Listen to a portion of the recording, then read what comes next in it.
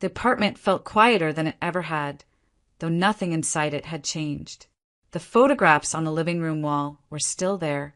The soft toys still lined the shelves in the nursery, and the tiny pink shoes still sat neatly beside the doorframe. Yet, to Lydia Barrett, everything had fallen into a silence so deep it pressed against her ribs. Only a few weeks had passed since she had lost her 3-year-old daughter, Tanya, to leukemia. But time had stopped the moment the monitors in the pediatric ward went still. Most mornings, Lydia sat on the floor of Tanya's room, wrapped in one of her daughter's small blankets, holding the stuffed pink bunny the little girl never slept without.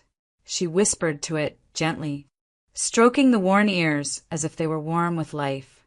Sometimes she imagined she could still feel Tanya's breath on her cheek, the way the child used to lean in to give her soft, messy kisses. Nothing in the apartment had been touched since the day they came home from the hospital. Lydia made sure of that. The room stayed exactly as it was, little shirts folded, dolls arranged, the crib untouched, because changing anything felt like erasing her child. Anthony Barrett stood in the doorway more often than not, watching her with a mixture of exhaustion and helplessness. He loved their daughter too. He had cried with her, prayed with her, held her through the final days. But where Lydia sank deeper into grief, Anthony tried to climb out of it. He wanted air, movement, something to break the suffocating stillness. "Lydia, we need to pack some of this up," he said one morning, his voice soft but tight. "We can donate her clothes, maybe give her toys to a shelter. We don't have to throw them away. Just put them somewhere safe." Lydia pressed the pink bunny harder against her chest, rocking slowly. "She'll need them," she whispered. "If she comes back, she'll need them." Anthony's expression collapsed. "Honey, she's not coming back." He crouched beside her, but she turned away, eyes locked on the empty crib as if waiting for Tanya to sit up and call her name. He tried again the next day, and the day after that. He opened a closet and gently touched the little dresses, but Lydia's hands slapped his away before he could lift even one hanger. She spoke to the dresses like they were fragile limbs of her daughter, promising she wouldn't let anyone disturb them. She clung to the bunny until her knuckles turned white. Finally, Anthony sat across from her at the kitchen table, shoulders heavy, voice stripped of warmth. "I can't live in a house of mourning, Lydia. I'm grieving too, but I can't keep pretending our daughter is still alive every minute of the day. This apartment feels like a tomb." She didn't look at him. She stared at her cold coffee as if it were another object from the past she had to protect. "Then go," she murmured. "If life is too heavy here, go." He didn't raise his voice. He didn't plead. He only let out a breath, a long, defeated exhale, and nodded. Their marriage had cracked the moment Tanya died. Now it simply broke apart. Within a month, Anthony moved out. He packed quietly, avoiding Tanya's room entirely. Lydia didn't watch him go. She closed the door and sat with the pink bunny in her lap until the hallway fell silent again. The divorce moved fast. Minnesota's no-fault laws made it straightforward, and there were no surviving children to consider, no long list of assets to divide. The apartment sold quickly, a sunny 2-bedroom in a good part of Minneapolis, and Lydia accepted her share of the proceeds without emotion. Money no longer meant anything. Time didn't either. What she wanted was distance. Somewhere without neighbors, without pitying eyes, without the constant ghost of her daughters, laughter hanging in every corner of every room. So she packed Tanya's belongings with trembling hands. Every dress, every shoe, every toy, every memory, and left the city behind.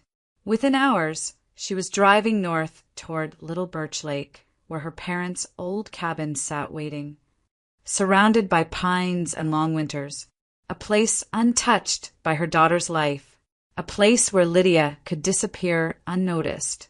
And that, she thought, was all she deserved now. A quiet place to wait, surrounded by snow, by silence, and by the memories she refused to let go. The cabin at Little Birch Lake looked exactly as Lydia remembered it from childhood visits. small, weathered, and framed by towering pines that creaked whenever the wind shifted. It had been her parents' retreat years ago, then left unused after they passed. Now it stood like a forgotten pocket of the world, too remote for tourists and too quiet for families. For Lydia, that made it perfect. She carried in every box with meticulous care. Tanya's dresses were folded exactly as they had been in Minneapolis. Her toys were placed on shelves in the same arrangement, as if the child might walk in and reach for them. Even the tiny pink sneakers were set by the bedroom door, toes pointing outward, ready for a walk that would never come. The cabin filled quickly with remnants of a life cut short, and though the space was small, nothing felt crowded. Grief made room for everything. At first, the residents of Little Birch Lake treated her like any new neighbor. Kind, curious, well-meaning. A woman named Karen from 3 cabins down came by with a basket of baked muffins, wrapped in red cloth to keep them warm. "Just a little welcome," she said with a gentle smile. A retired couple stopped by the next day with homemade soup. Others left handwritten notes at her door. "If you need anything, just knock. So sorry for your loss. We're here to help." Lydia opened the door only far enough to take what was offered. She nodded once, maybe twice, then closed it before anyone could speak further. She didn't invite them in. She didn't say thank you. She didn't try to explain. Within a week, the visits dwindled. People at Little Birch Lake were used to folks with heartache. This was a small Minnesota town. After all, but they weren't used to walls built so high that not even a hello could get through. When Lydia walked past neighbors in the grocery store, she kept her head down, clutching a list with only the bare essentials: bread, milk, tea, matches, oatmeal. When the cashier attempted a friendly, "How's your day going?" she didn't answer. She placed the money silently on the counter and left without waiting for change. Her appearance became familiar. Black coat, black boots, black scarf, black gloves. Always black, even in early autumn when others were still wearing light jackets. Her hair often hung unbrushed around her shoulders, as if touched only by sleep and sorrow. She never paused to chat, never waved, never lifted her eyes long enough for anyone to read them. And so the whispers began. "She's unstable," one neighbor murmured near the canned goods aisle. "No, just heartbroken beyond repair," another said, placing apples into a cart. A more dramatic voice near the post office declared, "She's creepy, but harmless. Keeps to herself. Doesn't talk to a soul." Yet, someone else added, "I heard she talks to toys." Someone saw her buying children's mittens, even though she doesn't have a kid. Rumors traveled fast in a small place like this. They twisted into more unsettling versions each time they passed from one porch to another. A few people even speculated that her grief made her dangerous, though none could explain in what way. It was the sort of fear created not by facts but by absence. No one knew her, so they filled in the blanks. Still, Lydia remained untouched by it all. She didn't read the glances or hear the murmurs. When she walked through the tiny market in town, conversations dipped to a hush around her, but she kept her gaze fixed on the floor, buying only what was necessary to survive. If someone stepped aside to give her room, she didn't notice. If a child stared curiously at her dark clothing, she kept moving. Her world had shrunk long before she arrived at Little Birch Lake, and she carried that world with her everywhere she went. It consisted of Tanya's memory, her voice, her laugh, the smell of her hair after a bath, the tiny socks she used to lose in the laundry. The cabin was simply a container for all of it. Outside, the townspeople watched from a distance, wondering who she had been before sorrow hardened her edges. Inside, Lydia barely remembered that a world existed beyond the cabin walls. To her, life had narrowed to a single point: the daughter she had lost and the pieces of her she refused to release. Everything else was silence. Time dissolved for Lydia in ways she could neither describe nor fight. Days passed without shape. Months came and went without announcement. The cabin sat at the edge of Little Birch Lake, surrounded by pines that shifted with every season, but to Lydia those changes meant nothing. Winter storms rolled across the lake with sheets of ice. Spring melt carved new paths through the woods, and autumn spilled red and gold leaves across the ground. Yet she saw none of it.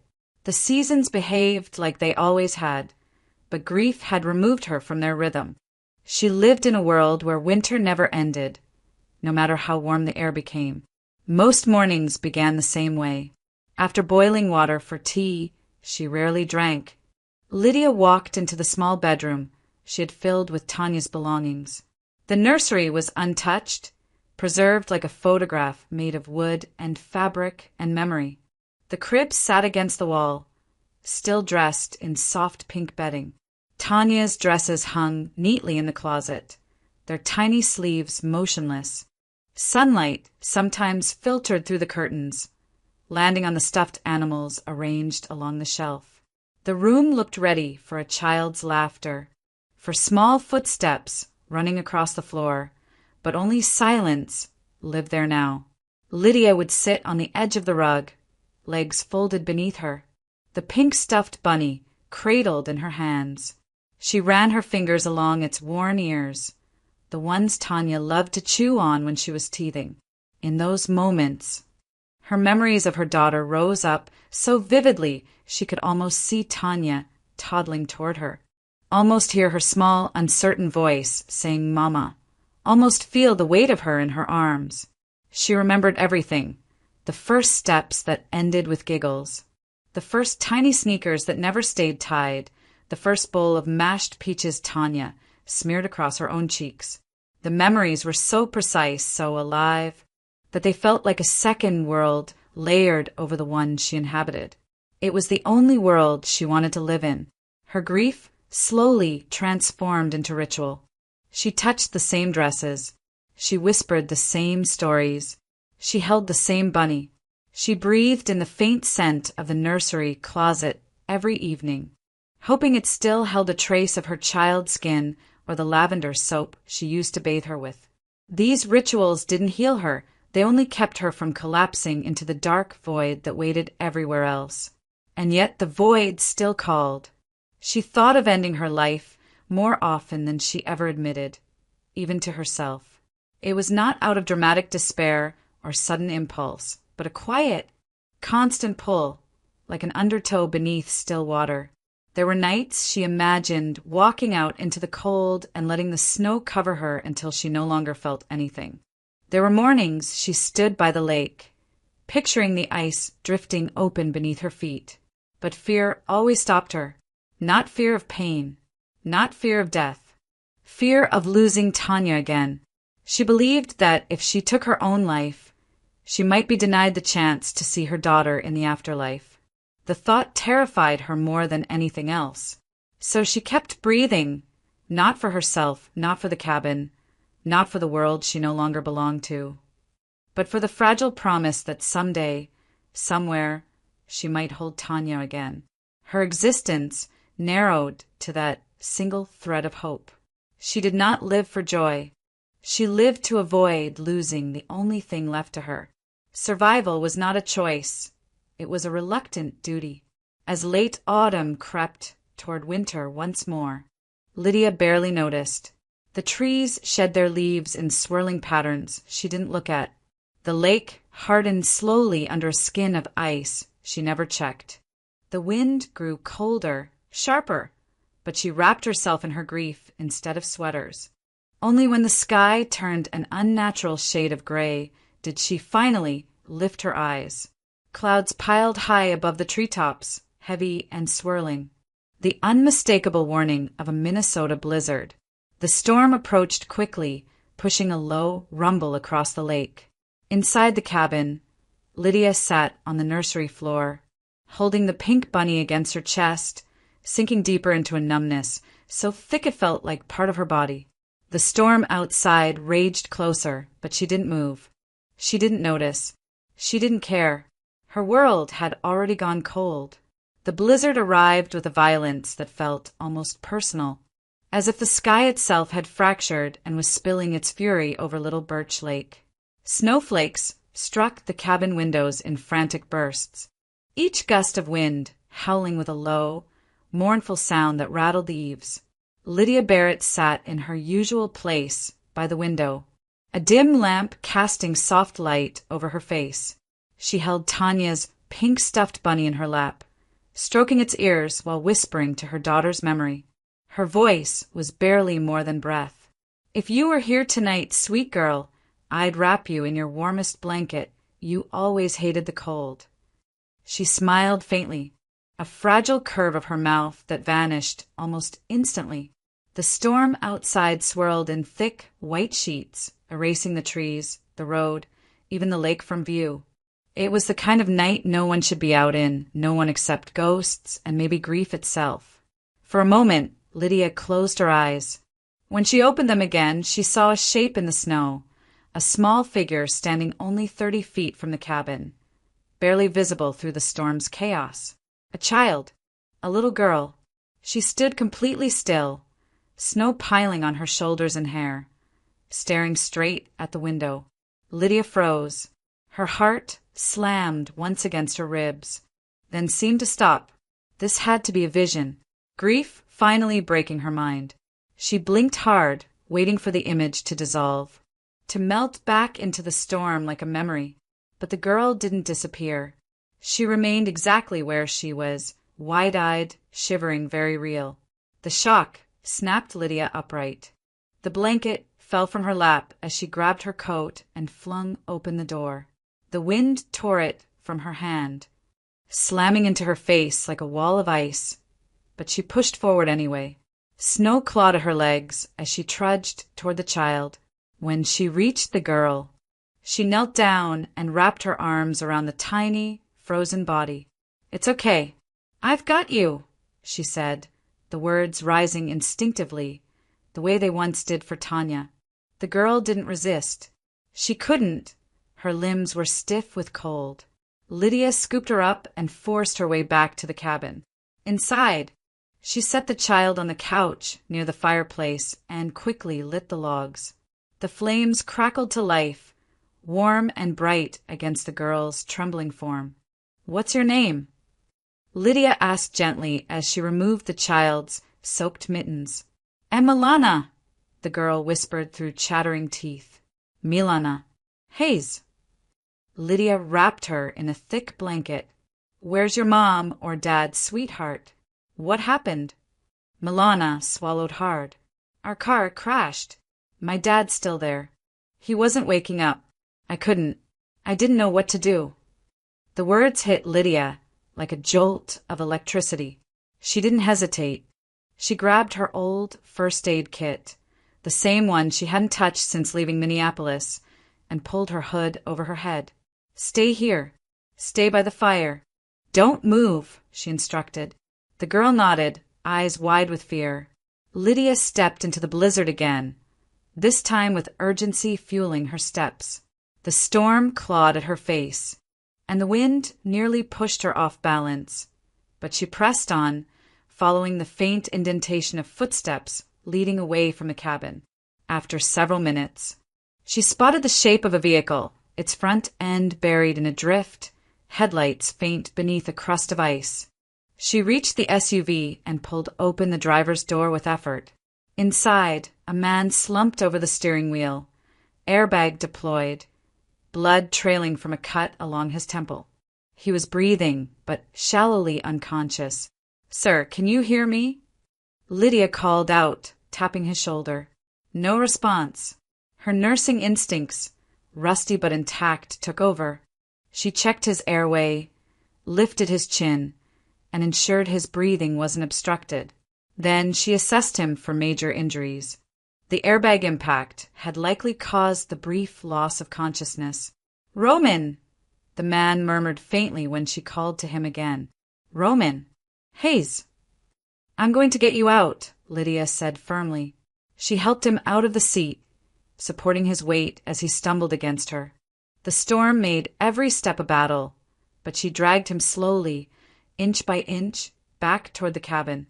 By the time they reached the porch, The snow had nearly swallowed their tracks behind them.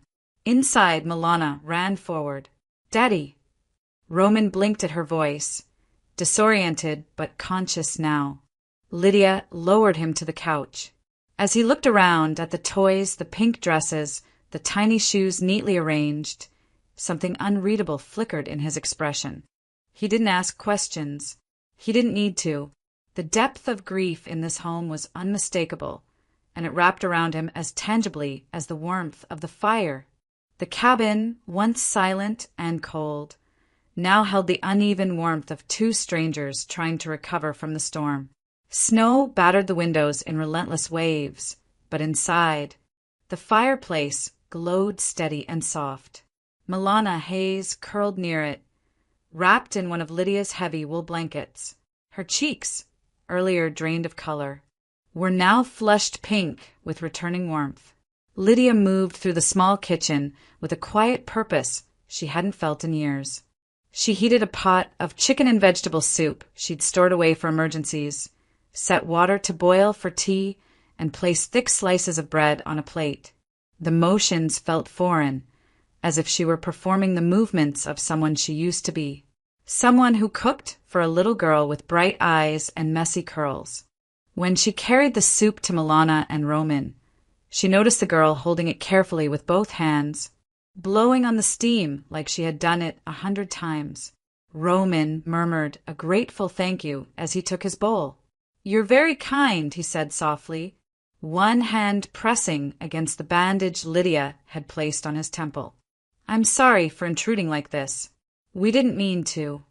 "You didn't intrude," Lydia replied. "You were freezing in the storm.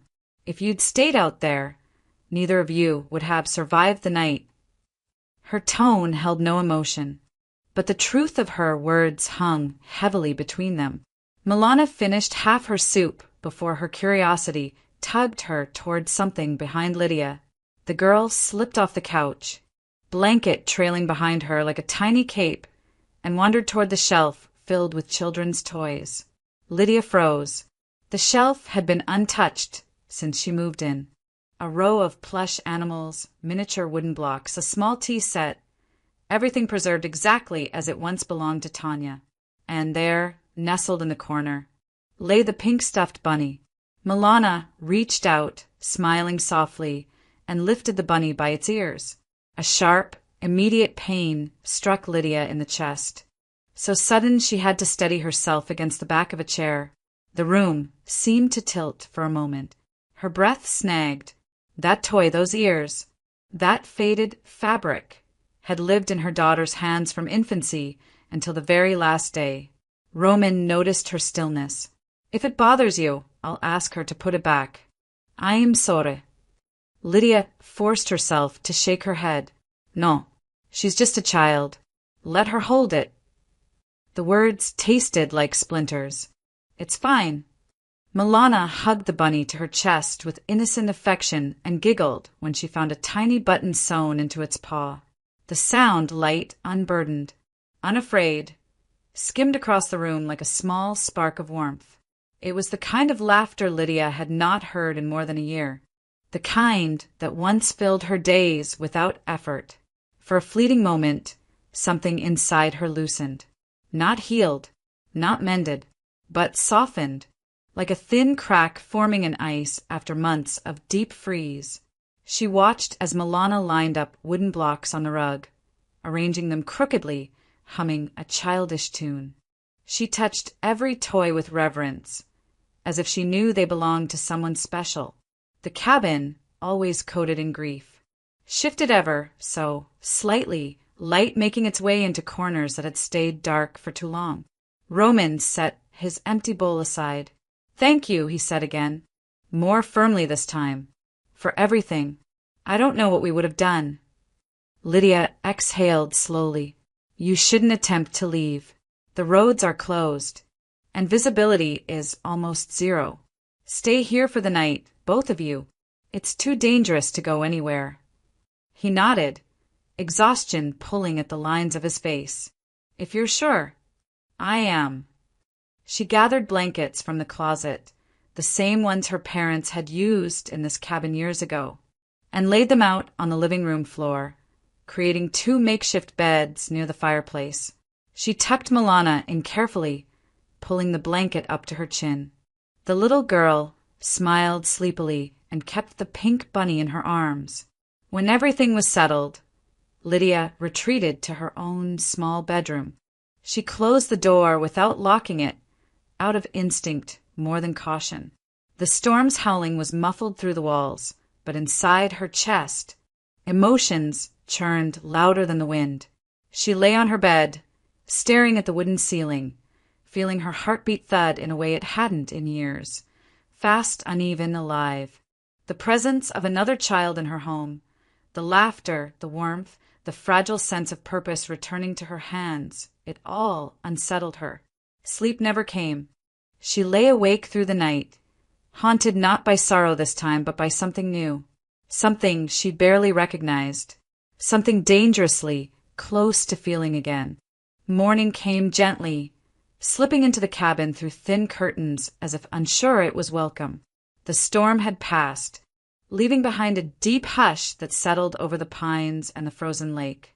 A soft glow touched the wooden walls, and for the first time in a long while, the light didn't feel harsh to Lydia Barrett. It felt almost warm. She stood barefoot in the kitchen, the floorboards cool beneath her feet, mixing batter in a ceramic bowl. The rhythmic motion soothed her in ways she hadn't expected. She hadn't made pancakes since Tanya's illness had taken over their lives, and she certainly hadn't cooked them for anyone else. Yet here she was, moving with the quiet precision of a mother preparing breakfast for a child. The cabin slowly filled with the sweet smell of browning batter, melting butter, and the faint, fruity aroma of strawberry jam. She hesitated when she opened the jar. She had made it months ago, in late summer, during a moment she couldn't explain. At the time, she had stirred the fruit mixture absent-mindedly, not knowing why she made something no one would eat. Now she finally understood. Milana woke to the scent before anything else. Still wrapped in her blanket, she sat up with a sleepy smile and wandered toward the kitchen. "Are those pancakes?" she asked, voice raspy from sleep. Lydia nodded and set a small plate on the table. "They're ready. Sit down." Milana climbed onto the chair and reached eagerly. Lydia handed her a spoonful of the jam. "Try it. I made it a while ago." The girl tasted it and her eyes brightened instantly. "This is really good. Why didn't you eat it?" Lydia didn't answer. She only watched the girl savor every bite, her small feet swinging beneath the chair, the pink bunny tucked securely at her side. Roman joined them soon after, moving carefully, still stiff from the accident. He looked around the kitchen with quiet appreciation. "It smells incredible," he said. "You didn't have to go to all this trouble." "It wasn't trouble," Lydia replied, and to her own surprise it was true.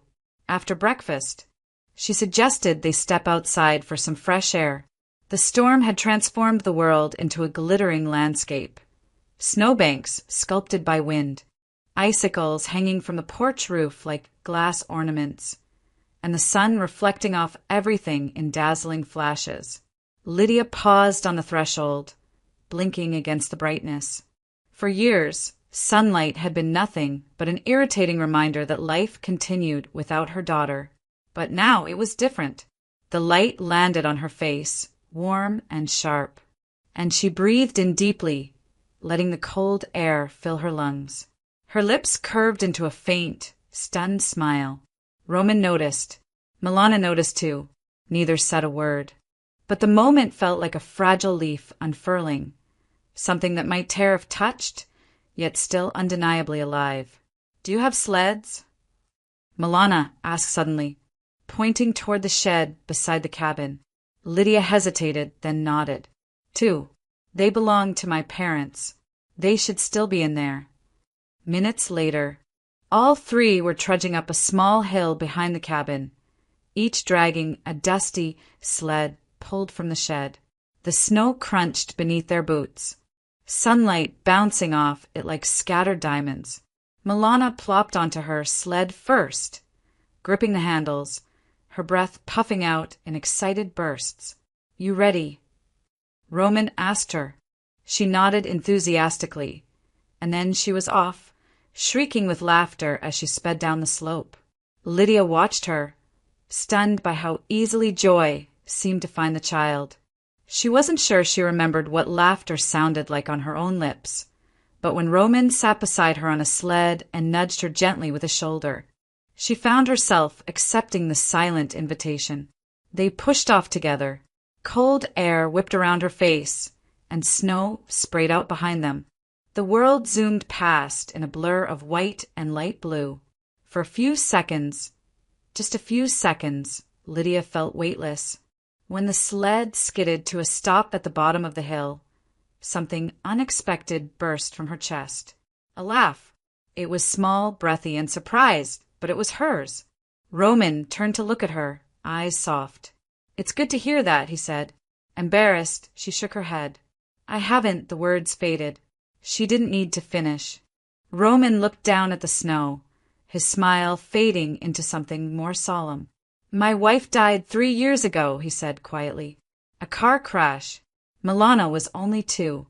We've been trying to find our way ever since." The words settled heavily between them, not as a burden, but as recognition. 2 broken hearts reflecting each other's wounds. Before Lydia could respond, Roman gestured toward the SUV half buried beyond the trees. "That storm did a number on my car. The front axles, probably gone. Once the road's open, I'll have to call a tow truck." Lydia nodded, feeling a mix of relief and something else she didn't dare name. For now, he and Milana weren't going anywhere. And for the first time in a very long while, she didn't feel entirely alone. The next morning, the world outside seemed gentler, as if the storm had swept away more than snow. The air was crisp, the sky an unnaturally sharp blue, and sunlight glittered across the frozen lake in long streaks of silver. When Lydia stepped out of the cabin with Roman and Milana, her breath formed soft clouds in the cold, but for once, she felt something close to warmth inside her chest. They made their way toward town, following the narrow road that wound past a row of cabins and into the small commercial stretch of Little Birch Lake. The walk wasn't long, but it was enough for Lydia to become conscious of how different she must look. Her cheeks were flushed from the winter air, and her eyes, usually clouded with a heavy, faraway sadness, seemed clearer, focused on the present moment instead of the past. When she entered the grocery store with Roman and Milana, conversations dipped. People glanced over their shoulders, surprised to see her not alone, not wrapped entirely in black silence. She didn't hide behind her hood this time. She walked with a steady, grounded pace, the child skipping between her and Roman. "She looks different," someone whispered near the produce section. "Is that really her?" another murmured by the bakery counter. But the comment that floated most clearly across the aisle came from an older woman arranging cans onto a shelf. "She's coming back to life." Lydia didn't acknowledge any of it. She focused instead on the cart, the shelves, the small tug of Milana's hand when she asked if they could buy cocoa mix. Roman watched her quietly, sensing the shift even if she didn't name it. They moved through the aisles efficiently, stocking up for a few days. Bread, eggs, butter, fresh vegetables, oats. The cocoa mix Milana wanted. When they reached the checkout line, the cashier greeted them with a warm smile. And this time, Lydia managed a polite nod. It was small, but remarkable. When they returned to the cabin, the afternoon light had turned soft, the first hints of evening stretching across the snow. Milana went to play by the fireplace, arranging wooden blocks and humming to herself. Roman carried the groceries into the kitchen, placing each bag on the counter. Lydia stood at the doorway to the living room, hands clasped in front of her, and for the first time in a long while, she spoke about something she had kept locked away. "Tanya's birth was complicated," she said quietly. Her voice didn't waver. It simply carried the weight of truth. "The doctors told me afterward I wouldn't be able to have another child. Too much damage. Too many risks. Roman paused, looking up at her slowly. His expression was neither pitying nor shocked, just open, steady, absorbing her words without crowding them. "I'm sorry," he said gently. "It was fine when she was here," Lydia continued. "I didn't care. Tanya was all I needed." She swallowed. "And after everything, I just stopped thinking about the future. Stopped thinking about anything at all. I couldn't imagine a life where another breath mattered." Roman didn't move closer. He didn't reach for her hand. He simply listened, which somehow felt like more than anything he could have done. When she finished speaking, Lydia felt a strange lightness, as if she had opened a window in a house long sealed shut. She excused herself quietly and went into her bedroom. On the top shelf of the closet sat a small floral cosmetic bag she hadn't touched in years. Dust clung to its zipper. She hesitated, then pulled it down. Inside were items she once used without thought: a worn hairbrush, a tube of lip balm, a small compact of powder, a faded bottle of perfume she remembered wearing to work at the Minneapolis clinic. She hadn't cared about any of this since Tanya's illness had consumed her life. She'd stopped looking in mirrors, stopped fixing her hair, stopped believing she had a place in the world where such things mattered. But now, holding the old cosmetic bag in her hands, she felt something shift. Not transformation, just the faintest spark of self-recognition. A reminder that she had once been a woman who laughed, who worked, who lived among others instead of hiding from them. She set the bag on her dresser and sat down beside it. There, in the quiet of her room, she considered something she hadn't allowed herself to think about in years: returning to work. The small clinic in town always needed an extra pair of hands during winter. She still had her credentials. Even if they were out of practice, it would be difficult. It would be terrifying, but it would also be a step toward something bigger than grief, a step back into the world she had abandoned. By the next morning, the storm had fully surrendered to calm. The sky stretched wide and pale above Little Birch Lake, and the snow on the road, plowed at last, glittered like crushed glass under the sun. The fresh stillness was almost jarring after the chaos of the blizzard. With the roads finally open, a tow truck rumbled into view around noon, its engine echoing through the trees as it pulled up beside the buried SUV. Roman stepped outside to speak with the driver while Lydia stood on the porch, arms folded tightly against her chest.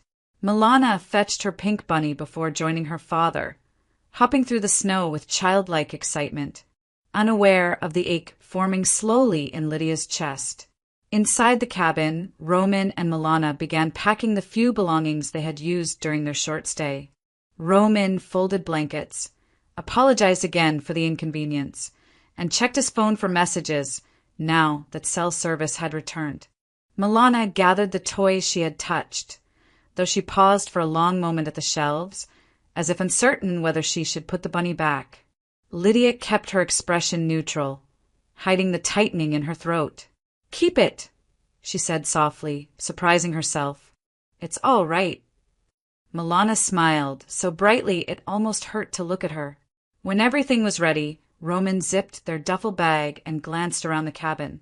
"Thank you," he said, meeting Lydia's eyes, "for saving us, for giving us a place to stay. I don't know how to express how grateful I am." "You don't need to," she replied, her voice steady despite the pressure in her chest. "I'm glad you were here." It was the truth. Their presence had pushed light through cracks she didn't know were still there. Milana ran to her and wrapped her small arms around Lydia's waist with surprising force. "Can we come back?" she asked, muffled by Lydia's coat. "Please? I want to see you again." Lydia placed a hand gently on the girl's hair. "Of course," she whispered. "Any time." Roman stood quietly behind them, watching the moment with softened eyes. When they stepped toward the door, Lydia walked with them, gripping the edge of the frame to steady herself. Milana waved, cheeks rosy, bundled in a scarf too big for her small shoulders. Roman gave Lydia a final nod, one that carried more sincerity than words could hold. Then the door closed. The sound was soft, but it echoed through the cabin like a distant crack of ice. Lydia stood for several seconds without moving, her hand still resting on the door, as if holding it open in memory alone. When she finally stepped back, the silence settled around her. Familiar, yes, but strangely altered. The house was painfully empty, but not in the way it had been before. Not dark, not dead, just quietly waiting, as though someone had opened a window and allowed a sliver of air, of possibility, to drift inside. She moved through the cabin slowly, noticing things she hadn't paid attention to in years.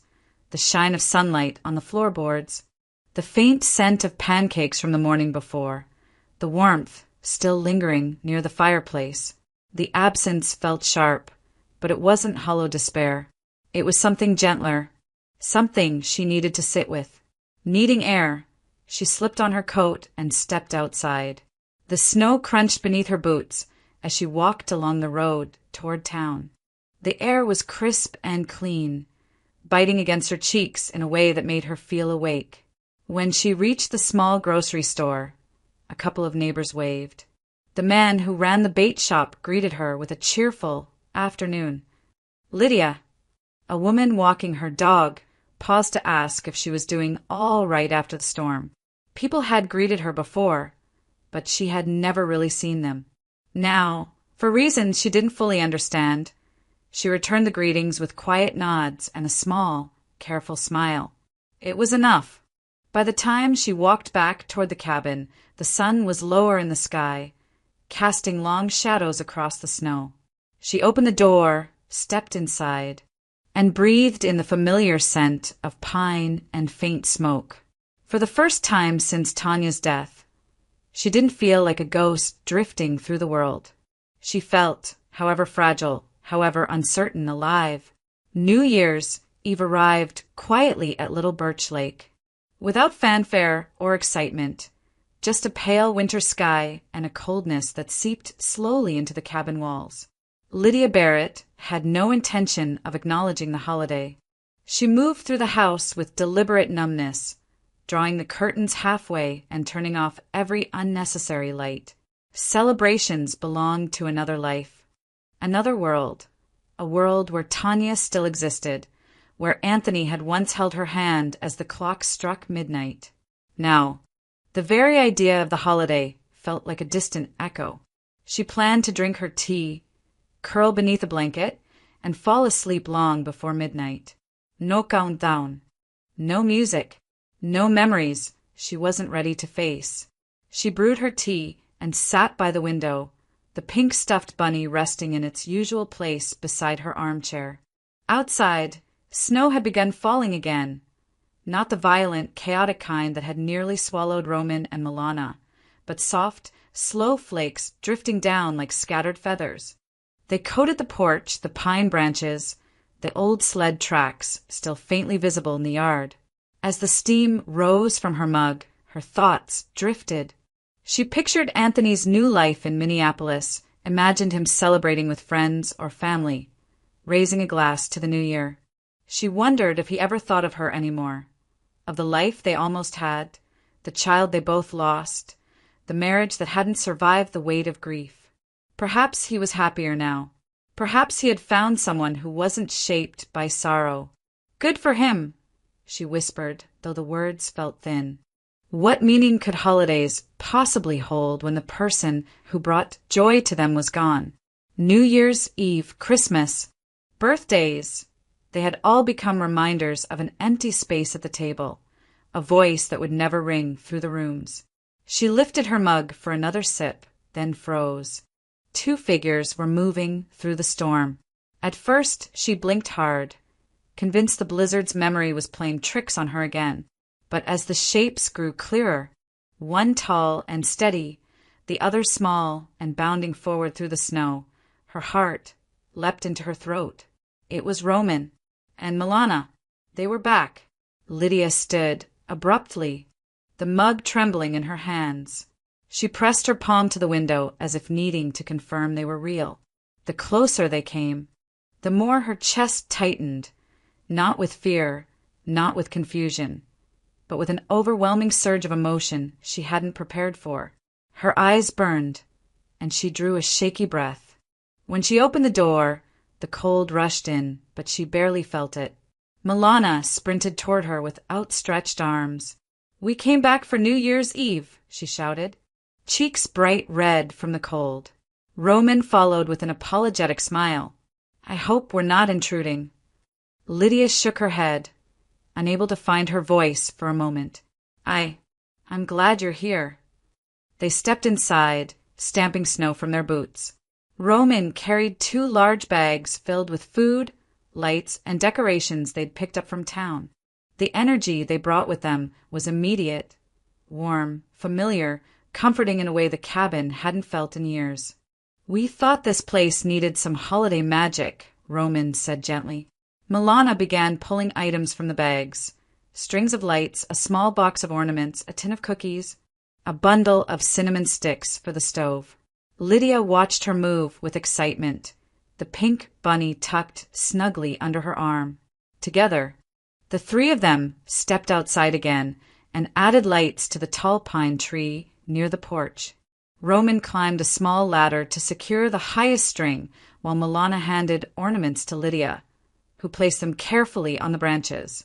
The soft glow of the lights reflected across the snow, casting warm circles on the ground. "It's beautiful," Lydia murmured, surprised by the sincerity in her own voice. Inside, they set the table with simple holiday food: roasted chicken, bread, apples, cocoa, and cookies. The cabin, which had always seemed too quiet, now hummed with energy. Laughter echoed against the wooden walls. Milana danced between the rooms with her bunny, humming a tune that had no name. At one point, she looked up from her plate and said with absolute confidence, "Santa will definitely come to this house." Roman chuckled softly, and Lydia felt a sudden ache in her throat, the kind that came not from sorrow, but from warmth she wasn't used to anymore. When the clock neared 9, Milana's eyelids drooped. Roman carried her to the couch by the fireplace, tucking a blanket around her as she fell asleep clutching the pink bunny. The cabin quieted again, but not with emptiness. Lydia sat beside the fire, her hands folded in her lap. Roman joined her, sitting close but not too close. They spoke in low voices about the year behind them, about grief, about the pain of trying to rebuild a life that felt permanently fractured. Roman looked at the fire instead of at her as he spoke. "I didn't know if I'd ever feel anything like hope again," he said quietly. Lydia turned toward him, her voice barely above a whisper. "Me neither." The flames flickered between them, reflecting in both their eyes. The silence that followed wasn't heavy this time. It felt full, warm, fragile in a way that spoke of something beginning rather than something ending. Hope, faint but unmistakable, bloomed softly in the space between them. The first morning of the new year arrived softly, with pale sunlight stretching across the cabin floorboards. Milana stirred awake on the couch, rubbing her eyes and blinking at the faint glow of the fire. When she noticed the small pile of presents arranged neatly beside her, placed there by Roman while she slept, her entire face lit up. "Santa came," she squealed, scooping up the wrapped boxes with both arms. Roman and Lydia watched from the doorway as the little girl tore through ribbons and paper, marveling at each gift: a knitted scarf, a small wooden puzzle, a new pair of mittens, and a tiny music box that played a lullaby when she turned the handle. Milana held it against her chest, swaying happily as the melody filled the room. Lydia felt a warmth spread through her chest, unexpected, tender, and bittersweet. She wasn't Milana's mother, not officially, not by blood. But when the child looked at her with sparkling eyes, when she giggled and ran over to show her each new treasure, something inside Lydia softened further. Something long dormant rose quietly to the surface. It felt like being called Mom, even if no one said the word aloud. The 2 weeks that followed carried a kind of joy Lydia hadn't known in years. The world outside was frozen in layers of white, but inside the cabin, and in her heart, something began to thaw. They went sledding down the hill behind the cabin every afternoon, laughing as they tumbled into snowbanks. They cooked warm meals together, pancakes, soups, roasted vegetables, moving around each other in the small kitchen with a natural rhythm, as if this domestic dance had always existed. Milana taught Lydia how to build a snow fort using 2 plastic bins and a small shovel. Roman gathered branches for the fireplace, while Milana and Lydia decorated the fort with pine cones and icicles. At night, they drank cocoa and played simple card games. Slowly, gently, days slipped into one another, creating a life that felt whole in a way Lydia had believed impossible. Yet, as the day of Roman's departure approached, a shadow settled back into her thoughts. She found herself waking early, standing at the window, watching the road where the tow truck would eventually arrive. The fear crept in quietly, chilling her more than any winter night. The fear of returning to silence, to empty rooms, to a world without laughter or small footsteps. She didn't tell Roman. She didn't tell anyone. She carried it alone, the way she had carried everything since Tanya died. On the morning they were meant to leave, Roman stepped outside to check the weather and speak with the driver who was scheduled to meet them later in the afternoon. When he returned, he found Lydia in the living room, folding one of the blankets they had used, her movements slow and unfocused. "Hey," he said softly. She looked up, forcing a smile. "Are you ready?" Instead of answering, Roman walked toward her. He reached for her hand, something he hadn't done before, and she felt a shock of warmth travel up her arm. His fingers closed gently around hers. "Lydia," he said, voice quiet but steady, "there's something I need to ask you before we go." She blinked, startled, and looked at him fully for the first time. His expression was calm, but behind it lived something earnest, vulnerable. Roman reached into his coat pocket and pulled out a small box. Her breath caught. He opened it to reveal a simple silver ring. "I don't want to leave you here," he said, "and I don't want to build a life without you in it. Lydia, will you marry me?" The room seemed to shrink and expand all at once. Her knees weakened. Tears pricked at the corners of her eyes, quiet, fragile tears, not of sorrow, but of something she had forgotten how to feel, hope. Roman continued gently, "Come with us. Come to the city. We can make a home there, together with Milana, as a family." Lydia pressed a hand to her mouth, overwhelmed. For a moment, she couldn't speak. All the losses, all the darkness she had lived through, all the years of numbness, they stood behind her like a long shadow. But before her was a light she had never expected. Finally she nodded, quietly, slowly, but surely. "Yes," she whispered, tears slipping down her cheeks. "Yes, I will." Roman exhaled in relief and placed the ring on her finger with steady hands. Before packing to leave, Lydia walked quietly into Tanya's old room. She looked around at the toys, the dresses, the crib she had kept untouched for so long. Her gaze lingered on each item with love, but without the piercing grief that once made them unbearable. She reached for only one object, Tanya's pink bunny. She held it gently, pressing it to her heart. Everything else, every dress, every shoe, every trace of the past she left behind. Her dark clothes, too, remained folded in the bedroom closet. She wore a soft cream sweater instead, one she had never found the courage to take out before. When the 3 of them stepped outside, holding hands, the winter sun shone on the snow, bright and welcoming. Together, they returned to the city, Lydia stepping into a new life she had once believed she no longer deserved. Months passed.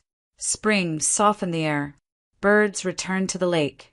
And on March 8th, while Roman cooked dinner and Lydia read on the couch, Milana climbed into her lap, rested her head against her chest, and said softly, "Mom." The word broke something open inside her. something tender and luminous. She held the child close, tears rising again, not from pain but from pure, overwhelming love. In that moment, Lydia understood with certainty. She had stepped fully into the light. And Tanya, wherever she was, would not be angry